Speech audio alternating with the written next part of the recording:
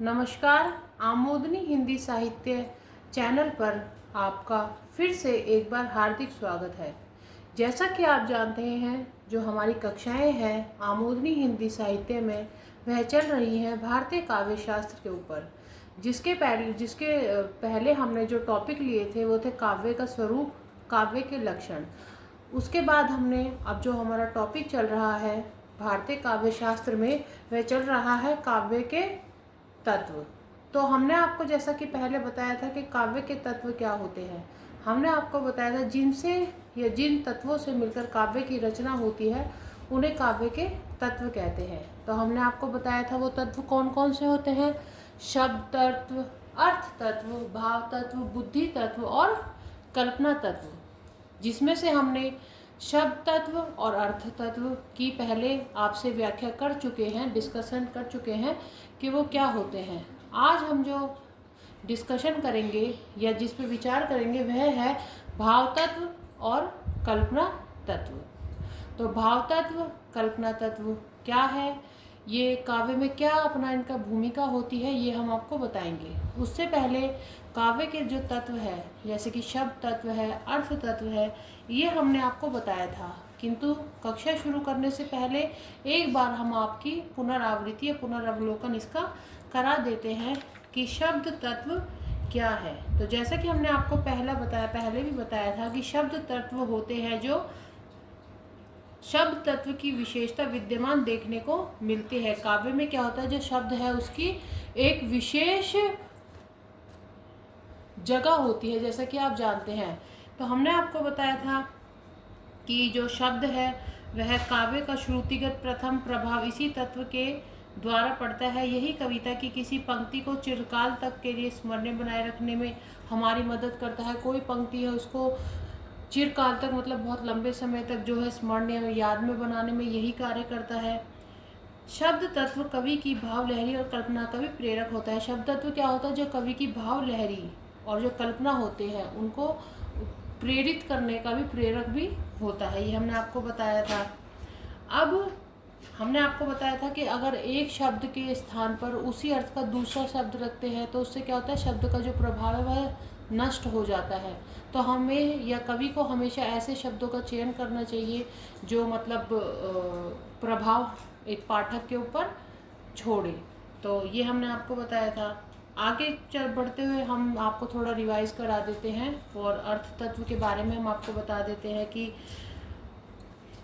जो शब्द चमत्कार से युक्त होता है या जो साधारण शब्द भी होता है, कोई भी शब्द जिसमें चमत्कार हो या वह साधारण शब्द हो, अगर उसमें अर्थ नहीं होगा तो वह क्या होगा, शब्द किसी काम का नहीं रहेगा। तो इसलिए क्या है कि शब्द चमत्कार से युक्त और उससे रहित दोनों ही रूपों में अर्थ अनिवार्य तत्व है। बिना अर्थ के तो काव्य का कोई अस्तित्व ही नहीं है। अगर अर्थ नहीं होगा तो काव्य का अस्तित्व, कोई पहचान, एग्जिस्टेंस नहीं होगी। अर्थ भाव और कल्पना का वाहन और सत्य का स्वरूप होता है। अर्थ में क्या क्या होता है, भाव होती है, कल्पना होती है और सत्य का स्वरूप होता है। अर्थ क्या है, शब्द की प्रधान शक्ति है। और हमने आपको बताया था कि अर्थ के लिए जैसे कि तीन प्रमुख शक्तियाँ भी मानी गई हैं, जैसे कि अभिधा, लक्षणा और व्यंजना में हमने आपसे कहा था कि इनके बारे में जब इस वाले टॉपिक पर आएंगे भारतीय काव्य शास्त्र में तो हम आपसे इस पर चर्चा करेंगे। तो चलिए, हमने आपको भाव शब्द तत्व और अर्थ तत्व की एक बार पुनरावृत्ति करा दी है। अब आगे बढ़ते हुए शुरू करते हैं आज की कक्षा को। आशा है आपको ये सब पसंद आएगा और मैं उम्मीद करती हूँ कि जो मैं आपको पढ़ा रही हूँ वो आपको समझ आए, क्योंकि नेट जेआरएफ की दृष्टि से, जैसे कि मैंने खुद ने भी उसको पास किया हुआ है, तो क्या महत्वपूर्ण होता है एग्ज़ाम की दृष्टि से वो सब हम आपको करा रहे हैं। ईजी हम आपको इसलिए बताते हैं सरल भाषा में, ताकि आपको अच्छे से समझ में आ सके और आप जब एग्ज़ाम हो तो अच्छे से क्वेश्चंस को अटेंड कर सके। वैसे ही हम शुरू करने जा रहे हैं आज भाव तत्व।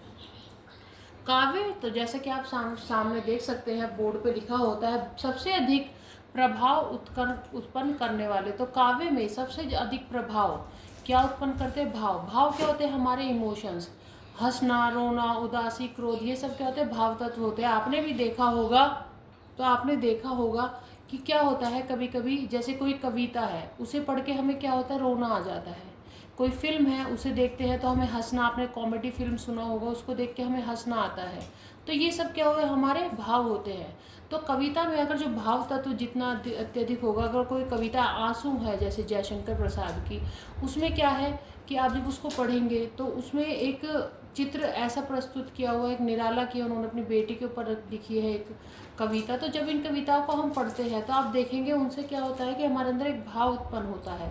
कामायनी है जिसमें औरत का एक चरित्र इस तरीके से प्रस्तुत किया है जयशंकर प्रसाद की जो कामायनी है उस कविता में, कि जब आप उसको पढ़ेंगे तो आपको समझ में आएगा कि औरत का आज भी कोई अस्तित्व ही नहीं है। तो ये सब क्या है, हमारे भावों को जागृत, जब कविता हमारे भावों को, हमारे हंसने को, रोने को, उदासी को, क्रोध को, कोई कोई कविता ऐसी होती है जिसको पढ़ के, या कोई भी रचना जैसे प्रेमचंद का गोदान हो गया, गबन हो गया, इनको पढ़ने से हमारे मन में एक उदासी छा जाती है कि किसान वर्ग को उस टाइम पे क्या एक औपनिवेशिक काल में क्या उनकी स्थिति थी। तो ये क्या होता है, भाव तत्व तो सबसे अधिक प्रभाव उत्पन्न करने वाले होते हैं, क्योंकि जैसी कविता होगी वो उसी प्रकार का प्रभाव उत्पन्न करेगा पाठक के ऊपर। दूसरा, भाव कवि की कल्पना का प्रेरक होता है। जैसे भाव होते हैं वो क्या होता है, जो कल्पना, कवि के अंदर जो कल्पना होती है उसको प्रेरित करते हैं। भाव की तीव्रता अभिव्यक्ति की उद्दीपक है। भाव जितना अधिक होगा हमारा एक्सप्रेशन यानी अभिव्यक्ति उतनी ही ज़्यादा उद्दीप्त होगी। जैसे कि कोई भाव ऐसा है कि कोई कविता ऐसी जिसमें बहुत ज़्यादा हंसना है, तो उससे क्या होगा, हम हंसते चले जाएंगे, तो एक अभिव्यक्ति एक्सप्रेशन की उद्दीपक है। भाव संक्रामक होते हैं। भाव काव्य का अत्यधिक व्यापक तत्व। और भाव क्या है, ये नहीं कोई छोटा मोटा एलिमेंट है, ये एक काव्य का बहुत व्यापक तत्व होता है। क्योंकि आपने देखा तो भाव काव्य का अत्यधिक व्यापक तत्व है। अर्थात इसमें क्या है कि जो कविता ये नहीं है कि खाली उदासी की कविता हो तो पूर्ण उदासी के हो, उसमें कभी कभी ऐसा भी होता है कि वो मिक्सचर भी होता है, उसमें हंसना भी हो सकता है, उसमें क्रोध की भावना भी हो सकती है। राष्ट्र की जो कविताएं होती है, जो राष्ट्र के ऊपर लिखी होती है, उसमें आपने देखा राष्ट्रीयता की एक भावना को उत्पन्न हो जाती है, तो उसका एक व्यापक तत्व होता है। कुछ हम आपको और बता देते हैं इसके बारे में, भाव तत्व के बारे में। तो भाव तत्व इतना हमने आपको बताया। उसके बाद ये पाठक और श्रोता का भी संस्कार करता है। भाव को साकार रूप देने वाले शब्द, अर्थ और कल्पना है। भाव को जो साकार रूप, मूर्त अमूर्त आपने सुना होगा, निराकार और साकार। साकार होते हैं जिसे हम देख सकते हैं, तो उसको वो कौन देता है, साकार रूप देने में कौन कौन महत्वपूर्ण भूमिका निभाता है, शब्द निभाता है, अर्थ निभाता है और कल्पना निभाती है। ठीक है, अब आगे बढ़ते हैं हम अपने कल्पना तत्व की ओर। कल्पना, what do you mean by kalpana? Kalpana is an imagination. अगर अंग्रेजी भाषा में हम कहें व्हाट इज कल्पना, तो कल्पना इज एन इमेजिनेशन। इमेजिनेशन जो हम सोचते हैं, हम, आपने सुना होगा कि जो हम सोचते हैं, जैसा हम सोचते हैं वैसे बन जाते हैं। कई ये वाली पंक्ति आपने कई बार सुनी होगी, हालांकि ये सत्य होता भी है, पर उसके लिए ये नहीं कि हम सोचने लगे कि हम जो कुछ है वो हम बन जाएंगे। उसके लिए आपको एक कड़ी मेहनत की ज़रूरत होती है, कंसिस्टेंसी की ज़रूरत होती है, हार्ड वर्क की ज़रूरत होती है। तो कल्पना क्या होती है हमारी, एक इमेजिनेशन, हम क्या सोचते हैं। तो सबसे पहले जो काव्य में रूप सृष्टि करने वाली शक्ति क्या होती है, कल्पना। काव्य का जो रूप है उसकी जो सृष्टि करते हैं वो कौन करते हैं, कल्पना। कभी पहले कुछ सोचता है, बेशक वो राष्ट्रीय कविता लिखे, मतलब पैट्रियोटिक कोई पोम लिखे, या प्रकृति के बारे में लिखे, किसी दुखद घटना के बारे में लिखे, संसद के बारे में लिखे, लोग किसी के बारे में भी लिखे, पर पहले क्या होता है, उसकी जो कल्पना है, उसकी इमेजिनेशन में वो वर्ल्ड आता है।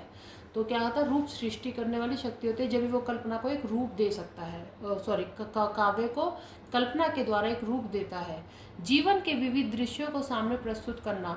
अब आप देखते हैं, जब आप कुछ सोचते हैं तो आपके सामने, जैसे आपने किसी भी चीज़ के बारे में सोचा, या आपने समझ लीजिए बरगद के वृक्ष के बारे में सोचा, तो आपने देखा उस बरगद के वृक्ष के बारे में आपकी बचपन की जो यादें हैं, वो जो पूजा पाठ में उसका इस्तेमाल होता है वो, या कहीं पे पार्क में वो वृक्ष लगा हो, वो सारे जितने भी दृश्य उस बरगद के इर्द गिर्द घूमते हैं, वृक्ष के आसपास, या कोई भी ऐसा काम जो आपने उसके थ्रू, या आपने कभी भी वो देखा हो, या आपके घर के सामने भी हो, तो वो सब एकदम से आ जाते हैं। तो जीवन के विविध दृश्यों का, ऐसे ही जीवन के जो विविध भिन्न प्रकार के जो दृश्य है उनको भी हमारे सामने कौन प्रस्तुत करता है, कल्पना तत्व। आप किसी भी घटना को लेकर सोचे तो बहुत सारे दृश्य आपके सामने आ जाते हैं। फिर तो ये किसका काम होता है, कल्पना का ही काम होता है। जीवन के विविध दृश्यों को सामने प्रस्तुत करना कल्पना का ही काम होता है।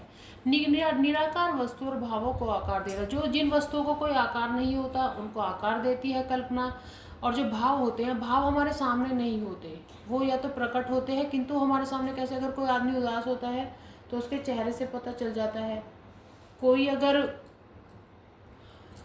निराकार जो वस्तु हो तो उनको साकार रूप देना, मतलब उनको दिखाना के सामने प्रस्तुत करना। दूसरा भावों को आकार देना। भाव जैसे है कि अब कोई उदास है, जब तक हम वो भावों का आकार कल्पना नहीं होगी तो आकार नहीं मिलेगा। कैसे नहीं मिलेगा कि जब तक हम उदास है, हम उसको अपने चेहरे पर नहीं लाएंगे तो हमें क्या पता दूसरा व्यक्ति उदास है। कोई रो रहा है, जब तक हम उसके आंसू नहीं देखेंगे, तो ये सब आकार रूप कौन देता है? कल्पना तत्व।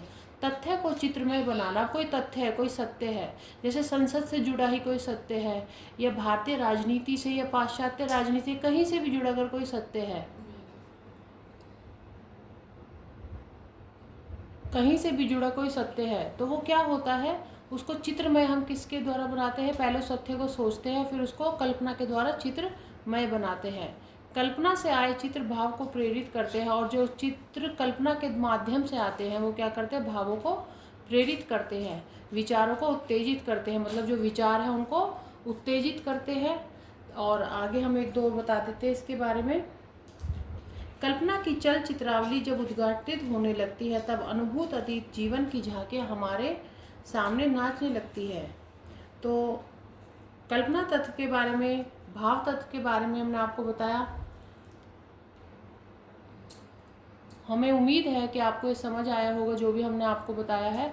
हम आशा करते हैं कि हमारा ये चैनल इसी तरीके से आपके लिए भारतीय काव्य शास्त्र पर यूजीसी नेट जो सिलेबस है उस पर वीडियो प्रस्तुत करता रहे और आपको यह सब आसानी से समझता रहे। आज की कक्षा के लिए इतना ही। धन्यवाद। कृपया रिवीजन करते रहे, कंसिस्टेंटली वर्क करते रहे और डेडिकेशन के साथ आगे बढ़े।